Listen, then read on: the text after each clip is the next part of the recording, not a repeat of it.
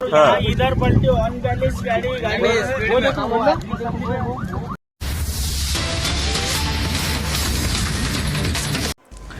नमस्कार दोस्तों, खबरें उत्तर प्रदेश में आपका स्वागत है। महाराष्ट्र में दिल दहला देने वाला सड़क हादसा, चलती बस में लगी आग, 26 यात्री की जलकर मौत। नागपुर में पुणे जा रही एक प्राइवेट बस आधी रात को भयानक हादसे का शिकार हो गई। पीपल खूंटा के पास हाईवे पर डिवाइडर से टकराने के बाद बस पलट गई। इसके बाद बस में आग लग गई। इस आग से बस में सवार 25 यात्री की मौके पर ही मौत हो गई। ड्राइवर समेत 8 लोगों की जान बच गई। ये सभी 8 लोग घायल हैं और उनका इलाज चल रहा है। ये हादसा बेहद भयानक था। हादसा इतना भयानक था कि मृत्यु की पहचान करना मुश्किल हो गया है। बस पलटने से दरवाजा भी टूट गया। ऐसे में यात्री का दरवाजे से बाहर निकलना मुश्किल हो गया था। जैसे ही बस में आग लगी, यात्री अपनी जान बचाने के लिए जोर जोर से चिल्लाने लगे, लेकिन उन्हें कोई नहीं बचा सका।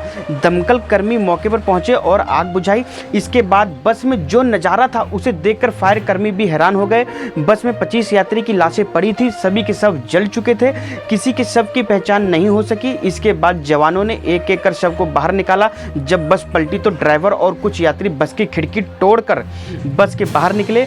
इससे कुल 8 लोगों की जान बचाई गई। बाकी सभी यात्री आग में जलकर मर गए। ड्राइवर और बचे हुए अन्य यात्री कुछ नहीं कर सके, जबकि उनके सामने बस में आग लगी हुई थी और यात्री मर रहे थे, क्योंकि उनके पास यात्रियों को बचाने के लिए कोई साधन नहीं था।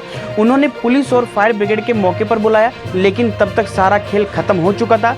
फायर ब्रिगेड ने तुरंत आग पर काबू पा लिया। इसके बाद शव को बस से बाहर निकाला गया।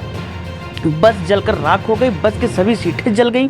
यात्री को सामान भी जल गया और कुछ भी नहीं बचा। घटनास्थल पर सिर्फ कोयला ही कोयला बचा हुआ था। पुलिस ने मौके पर पहुंचकर पंचनामा किया। शवों की पहचान कर उनके परिजनों को सूचना दी जा रही है।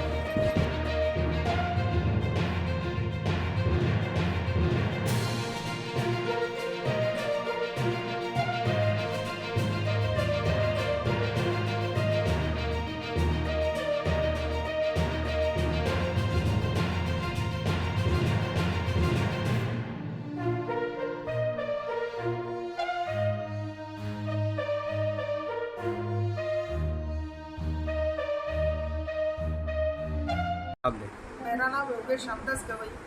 मैं नागपुर से औरंगाबाद के लिए विदर्भ ट्रैवल्स में बैठा था।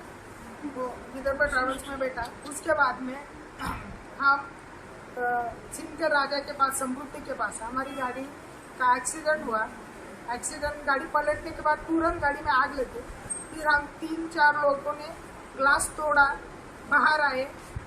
एक लड़के को मैंने ऊपर खींच लिया। फिर हम जैसे ही नीचे छलांग लगाई, उसके बाद में गाड़ी में ब्लास्ट हो गए। ब्लास्ट होते हम थोड़े दूर भागे और उसमें 10-15 मिनट में फिर फायर टीम आई, उन्होंने आग बुझा के इस तरह है कि ये जो बस है कल नागपुर से चली थी रात को। ये विदर्भ ट्रैवल की बस है और ये आज सुबह 1:35 पे यहाँ समृद्धि हाईवे पे सिंहगढ़ राजा के करीब ये एक पोल से टकराई। रोड के नीचे थोड़ा सा पोल है, उसको टकराई। उसके बाद सामने एक ब्रिज है, उससे जाकर टकराई है। और जब टकराई तो उसका डीजल टैंक जो है वो फूट गया। उसके बाद डीजल स्पिल हो गया गाड़ी में और उससे जो आग लगी है और गाड़ी आगे आके टिल्ट हो गई है। जो आग लगी है उसमें लोगों को बचने का मौका नहीं मिला।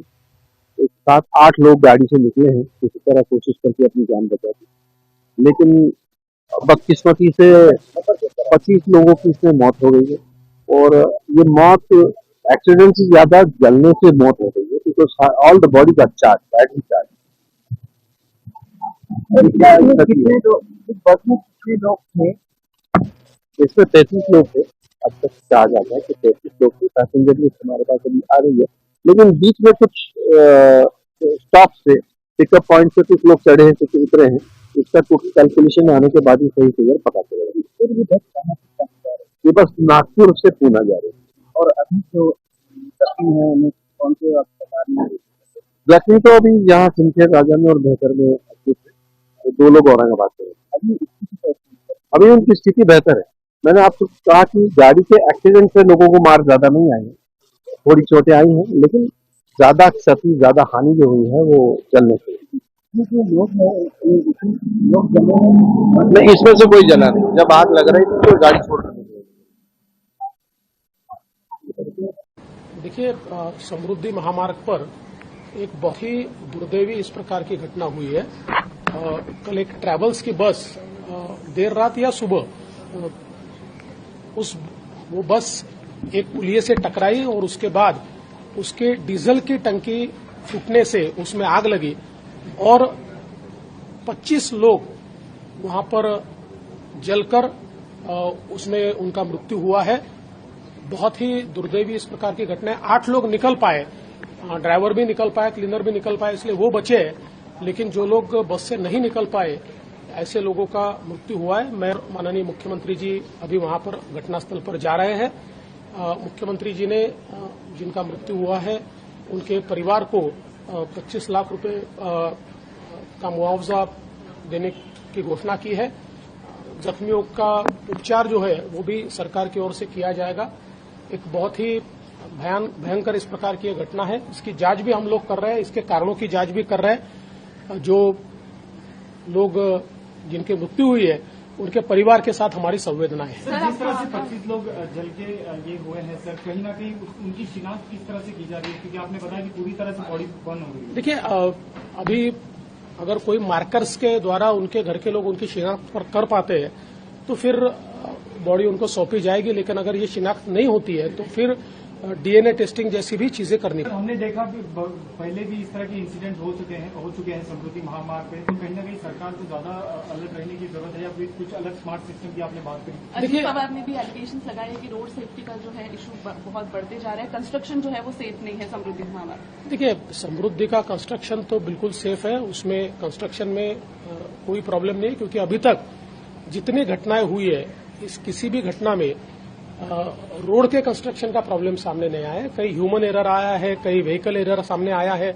तो इसलिए रोड कंस्ट्रक्शन पर इस प्रकार से बोलना तो ठीक नहीं है। लेकिन मैं इतना जरूर कहूंगा कि अभी हम लोग वहां पर स्मार्ट सिस्टम लगा रहे हैं, कैमरे के माध्यम से उसका मॉनिटरिंग भी हम लोग कर रहे हैं और ऐसी भी सिस्टम लगा रहे हैं कि हम लोग जो भी डिजायर्ड जो स्पीड है उससे ज्यादा स्पीड से जो लोग चल रहे हैं उनको अलर्ट दे सके, उनको हम रोक सके, उनको इंटरसेप्ट कर सके, ऐसी चीजें भी इस स्मार्ट सिस्टम में हम लोग लगा रहे हैं। लेकिन जब तक ये सिस्टम इन प्लेस नहीं आती तब तक हम लोगों को ह्यूमन इंटरवेंशन ही करना पड़ेगा और हम लोग उसका जरूर विचार करेंगे। सर, एक आखिरी सवाल जिस तरीके से एसी स्लीपर बस थी और इस कारण से ये पहली बार हादसा नहीं हुआ कि एसी स्लीपर बस में आधी रात को ऐसा हादसा और मृत्यु हो गई, तो क्या उसके चलते क्या कुछ योजनाएं बनानी जरूरी है सरकार को? देखिए, मुझे ऐसा लगता है कि विशेष रूप से ड्राइवर्स को सेंसिटाइज करने की जरूरत है और जब देर रात ऐसी बसें चलती है तो कई बार कुछ हमारे नियम है, 2 ड्राइवर रखने चाहिए, तो उस प्रकार से रखे गए हैं या नहीं रखे गए ये भी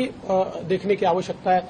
इस बस का टाइमिंग किस प्रकार का था, इसमें 2 ड्राइवर की रिक्वायरमेंट थी या नहीं थी, तो मुझे लगता है कि इस प्रकार की एक सेंसिटाइजेशन ये बहुत जरूरी है, वो हम करेंगे।